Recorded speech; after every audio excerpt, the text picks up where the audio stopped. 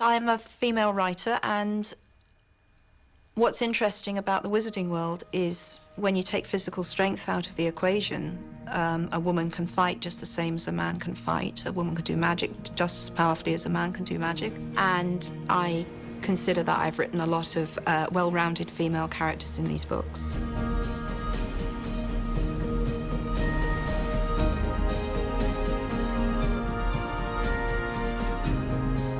As an author, none of the women ever gave me trouble, actually. It was always the men that gave me trouble, never the women.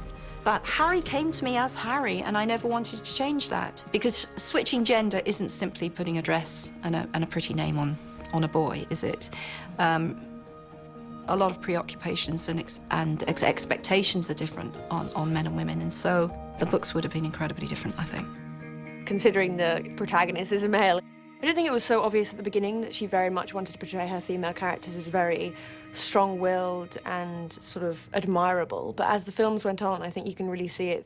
It's interesting for me with Harry because throughout the series, he is so much a boy in search of a father, and yet, at these times of real stress, it's his mother that's a place of refuge. And I think that it's not very hard to see the reason why. My mother died 6 months into the writing of Harry Potter, and I became a mother to a daughter. So I just suppose that as a woman and as a daughter, maybe I feel that that's a form of love that doesn't get explored as much as it should do, given that it's well, it's so formative in everyone's life, for good or for ill. Funnily enough, I founded a charity called Lumos, which is about institutionalized children, largely in Eastern Europe. And some of the many disturbing things I found out from being involved closely with that charity is how much measurable brain damage is done when a child is taken from its mother and placed in an institution.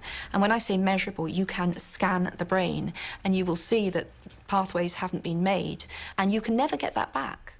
So in fact, what I wrote about Harry having been incredibly loved in his earliest days is measurably true. That will literally have given him protection that no one can undo.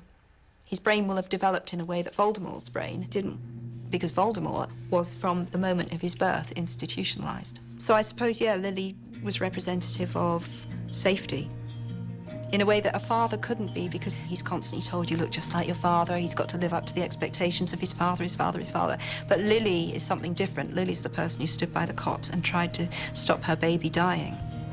Harry, Mama loves you. Harry, be safe. So yes, mother love is hugely important in the books. Fred, you next. He's not Fred, I am. Honestly, woman, you call yourself our mother. Oh, I'm sorry, George. I just think it's so cool that Jo has Mrs. Weasley and really kind of like pays homage to this incredible mother figure and how key her role is in keeping that family together, to her taking care of Harry, and, you know, the whole of Dumbledore's army, really. Thank goodness you two are all right. Apart from the three main characters, of course, Harry and Ron and Hermione, Mrs. Weasley is the greatest force for good, I think, in it. She's the mother of that world. And I think that is very female. Action! Yeah! What impressed me with Julie was you always had the sense, I felt, that this wasn't just this warm and cosy 1950s housewife pottering around her kitchen. There was some real steel in there. Now, you could say there would have to be steel in the woman who raised Fred and George, otherwise you would go start staring mad. However, it was totally plausible for me when she stepped forward in the Great Hall and thought, right, you bitch, you're getting yours. And you thought, yeah, she is about to get hers. Bellatrix messed with the wrong woman. Not my daughter, you bitch! It comes from her womb, that feeling of defence, defending her child. She's already lost one. So it's the mother, you know, the lion, the female lion or tiger defending her babies, you know. So it's unstoppable, which is wonderful. Because that's good, because it's a mother really going for it, which is great. I doubt if that probably would have taken place had it been a man writing it.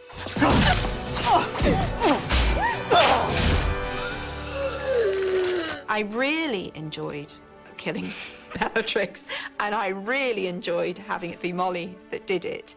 And of course, you also have two very different kinds of female energy. They're pitted against each other. You have Molly, who will mother the whole world if she can, and you have Bellatrix, whose idea of love is very perverse and twisted, and that was satisfying.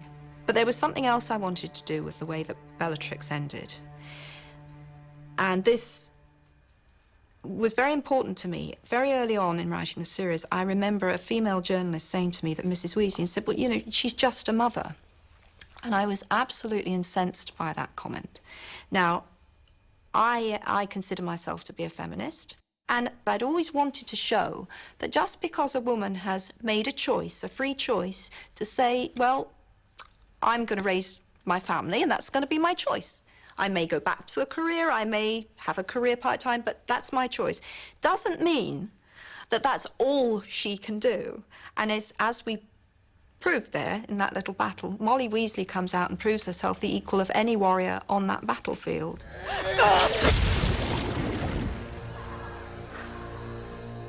And I also loved that Professor McGonagall got her moment to really show what she could do. Pier totum locomotor! Teachers have been so repressed in how they see Hogwarts, obviously from its new sort of ruling, that you can see that they're just itching for you know, their fight back against evil. And I love that for Professor McGonagall. She just completely just shows what she's made of. I don't like the marginalisation of women when the fighting breaks out. You know, we get to fight too.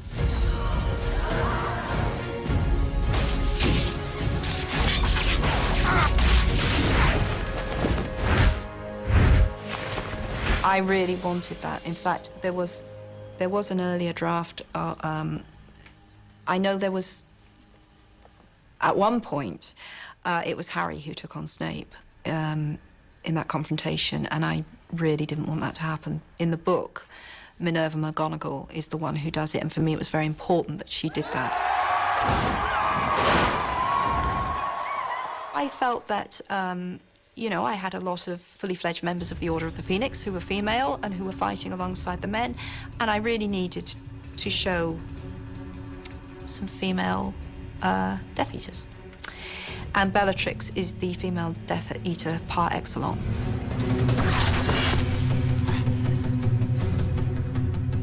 Bellatrix is not a great advertisement for prison, if this is what it's done to her.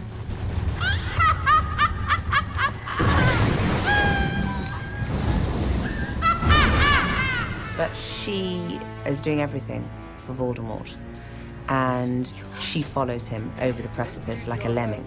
There's an interesting thing, isn't there, about female psychopaths? They often need to meet a male counterpart to release that part of themselves, and that's how I see Bellatrix. She is the only true follower, I think Bellatrix thinks. You know, she went to Azkaban, but she's prepared to die. So she's pretty convinced by his supremacy and his superiority and his worthiness. I mean, Voldemort clearly is her idol, her obsession. He is the only person to whom she feels subservience. She has that curious personality disorder or quirk or whatever we're going to call it, that I think is peculiarly female, and Helena portrays that with such gusto. It's fabulous to watch.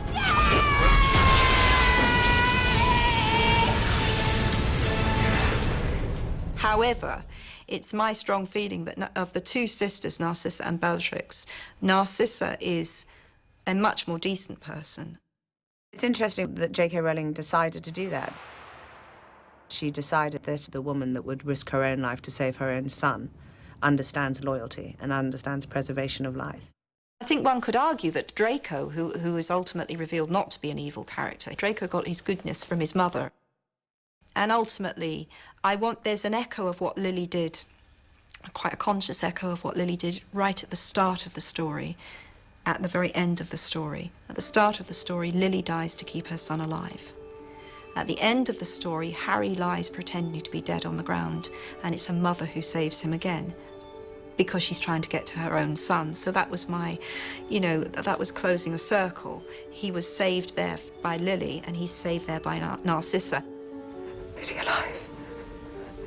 Draco, is he alive?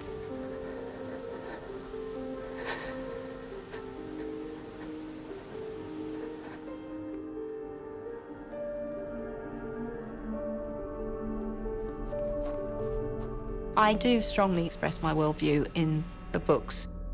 Dead. One of the things I find most revolting in life is self-righteousness that covers self-interest. And that was Umbridge from beginning to end. And she's actually quite as sadistic as Bellatrix, but under, you know, it's all justified because I work for the ministry. So, horrible woman.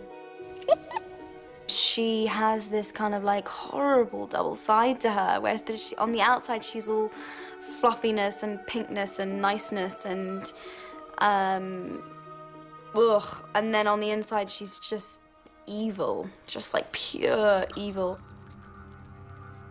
Yes? Nothing. That's right. Because you know, deep down, you deserve to be punished. Don't you, Mr. Potter? I think this is just making the most of what really little power she has, but she will hang on to it and keep clearing people out as long as she can, her last breath. Power for me is a very difficult issue. I'm suspicious of people who want power, which I think comes across quite strongly in the books. But I have come to accept that if you are in a position to give, for example, a lot of money to a cause, then that gives you power, because money can be a very powerful tool. If you have a profile, that means you can give a voice to a cause that otherwise wouldn't have such a loud voice, and that is also a form of power. But for me, it's a slightly more complicated issue than that, because I think as an author, you know, I chose a career path that traditionally does not lead to a lot of power. And so I think I really am not being disingenuous when I say that any form of power that's come to me through Harry Potter was very, very unexpected. I really admire her grace. She's definitely been an inspiration and a role model. I mean, I just feel so blessed that I was given the chance to experience all of these amazing women. Here we go. Helena was also a really important mentor to me on this last movie. She very sweetly invited me over for dinner, and we talked about books a lot. And just being a woman, I feel as if somehow I have been under the microscope even slightly more than the boys, just by being the girl. You know, whether it's what I'm wearing, whether it's what I'm doing, where I'm going to school. Just in every sense, I feel as if the public is just so much harder on women. So I think we both know how that feels, being under that kind of scrutiny. You know, we talked about how to kind of be able to absorb criticism and flattery, and knowing what's genuine and what isn't, and knowing who to trust. And yeah, well, it was such a big evening for me. I don't know if she knows how kind of important it was for me, but I've never told her this, but after I had my evening with her, I went home and wrote down everything that she said, everything that we shared. And I actually have a book of important encounters to me, and I write down things that they say, because I was like, one day I'll really wish I remembered what that incredible person that I met said and what they thought about things, and I don't want to forget. So Jo has a page too. To Miss Hermione Granger, for the cool use of intellect, while others were in grave peril. 50 points. Good job. I wouldn't say that I based any of these women on specific women that I knew, but Hermione is an exaggeration of me. So Hermione really did come from a very deep place inside me. I was very insecure, still am quite insecure in a lot of ways, but I was a very insecure person for longer than I like to admit. And I think writing about the time in Hermione's life that I write about, growing from childhood into womanhood, literally, because when we finish the book, she's 18. I think it brought back to me how very difficult it is. So much is expected of you as you become a woman, and often you are asked to sacrifice parts of you in becoming a girl, I would say. Hermione doesn't. She doesn't play the game, if you like. How could I be so stupid? I checked this out weeks ago for a bit of light reading. This is light. The kind of teasing that Ron gives Hermione for being clever and always being in the library, and, you know, I've had that my whole life. Guys giving me a hard time for doing well and being smart, and so I can totally relate. You're saying it wrong. It's Leviosa, not Leviosa. You do it then if you're so clever. Go on, go on. From the first moment that I spoke to Emma, I just thought, oh, thank Christ.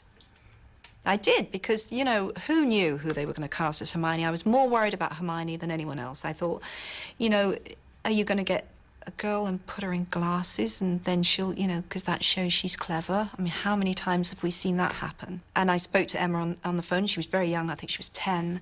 And I thought, you are going to be able to play a very bright, articulate girl with conviction, because that's who you are. I felt like I had the most pressure in a way, because if I screwed up Hermione, I would be screwing up a part of Jo, and just would have been awful. I remember she sent me a letter after the third movie. She wrote me a letter and she said, "To my perfect Hermione." And to hear that from the creator of her was obviously the biggest compliment I could receive, and I knew, that was when I really knew that I'd done a good job. I think the three main characters work as a trio, and part of what makes it work is their gender. And I have fun with that. I had fun with that in Deathly Hallows, when it's three main characters alone in a tent. And Hermione says, I notice I'm the one who gets, you know, gets to do the cooking because I'm a girl, I suppose. And Ron says, no, it's because you're the best witch, and you're the best at magic. So it was fun to play with that. You're amazing, you are. Always the tone of surprise. They couldn't get through a day without her.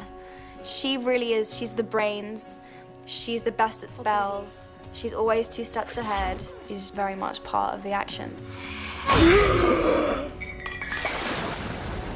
The main female characters aren't there as a sort of like added bonus, which I feel like so many female characters are.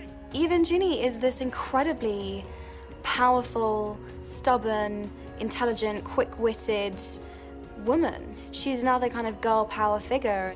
Reducto!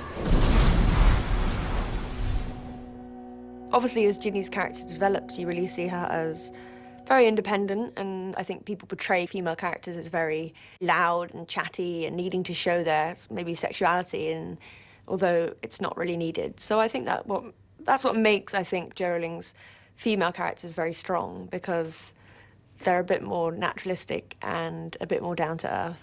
Shut it! Thanks. She's just true to herself no matter what. And I think that's a really important message. Even Luna, who's this very like airy-fairy kind of like in her own world character, still has this amazing conviction in her beliefs, and she's still incredibly smart, and she's very emotionally clever. Your feet, aren't they cold? Bit. Unfortunately, all my shoes have mysteriously disappeared.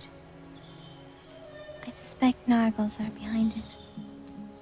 The key to Luna is that she has that unbelievably rare quality of actually not giving a damn what anyone else thinks of her.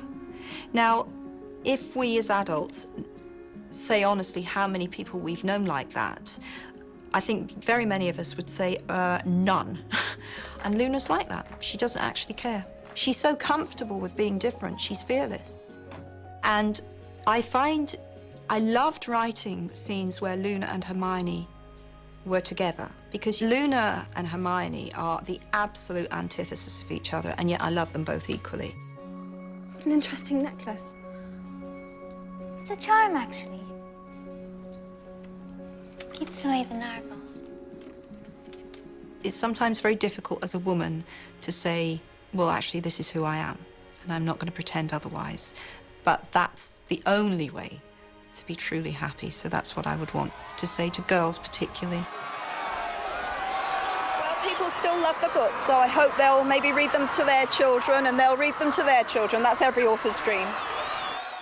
I've had countless mothers come up to me and say, you know, just thank you so much for giving my daughter a role model. She absolutely idolizes Hermione, and I feel really privileged to have been able to play her. I would like to think that Hermione is a role model for girls. You see, I was a plain, and that is relevant.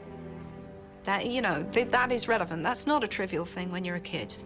I was a very plain, bookish, freckly, bright little girl. I was a massive bookworm. And I spent a significant part of my reading looking for people like me. Now, I didn't come up with nothing, you know. I remember Jo March, who had a temper and wanted to be a writer, so that was a lifeline. There's a heroine in a book called The Little White Horse that I've spoken about publicly, who was plain, and that was fabulous. Wow, you get to be a heroine and you get not to be a raving beauty. But you know, these were pretty slim pickings. And then in creating Hermione, I felt I created a girl who was a heroine, but she wasn't sexy. Nor was she the girl in glasses who's entirely sexless. Do you know what I mean? She's a real girl. She's a girl. She fancies Ron, but her hopes initially are pretty low, and she's a real girl. But she never compromises on being a smart girl. She never compromises in acting dumb. She never tries to make Ron feel better by pretending to be less than she is, which is why they don't get together a lot sooner. That's the reality of life. But I'm proud of Hermione. She is who she is. And if that, you know, if that spoke to girls like me, then of course I'm hugely, hugely proud of that. That's what it's all about. I was always the brains and the, you know, the bossy one when I was a kid, so it's freed us all. It really has.